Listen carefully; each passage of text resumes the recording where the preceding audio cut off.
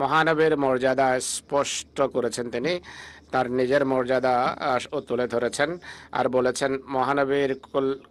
মহানবীর চলমান কল্যাণধারার মাধ্যমে আল্লাহর নৈকট্য লাভ হয়, আর যা কিছু আমি পেয়েছি মহানবীর কল্যাণেই তো পেয়েছি, এটি স্পষ্ট করেছেন। এটি স্পষ্ট করে ফার্সি পংক্তিতে তিনি তার ভালোবাসা এভাবে প্রকাশ করেন: খোদার পরে মোহাম্মদের প্রেমে আমি বিভোর, যদি আমার এই প্রেম ভালোবাসা কুফরি হয় তাহলে খোদার কসম আমি শক্ত কাফের।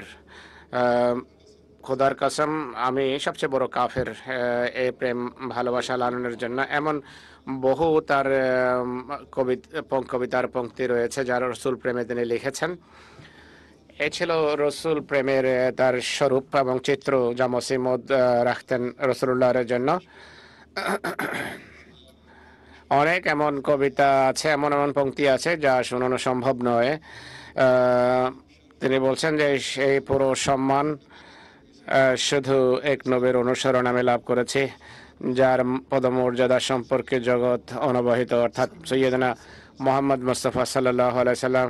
এটি কত বড় অন্যায় যে অজ্ঞ এবং নির্বোধরা বলে যে ঈসা আকাশে জীবিত, অথচ জীবিত থাকার লক্ষণাবলী মহানবের পবিত্র সত্তাতেই আমি দেখতে পাই। সে খোদা যাকে জগৎ জানে না, তাকে আমরা এই নবীর মাধ্যমে পেয়েছি এবং দেখেছি। সে আল্লাহর ওয়াহির সেই দ্বার যা অন্যান্য জাতির জন্য রুদ্ধ, আমাদের জন্য শুধু এই নবীর কল্যাণেই খোলা হয়েছে। আর সেই নিদর্শন যেগুলো অন্যান্য জাতিতে শুধু গল্প কাহিনী হিসাবে দেখা যায়, আমরা সেই নিদর্শনাবলী এই নবীর মাধ্যমে দেখেছি। এই নবীর সেই পদমর্যাদা আমরা দেখেছি যার পর আর কোনো পদমর্যাদা নেই, কিন্তু জগৎ এই সম্পর্কে অনবহিত।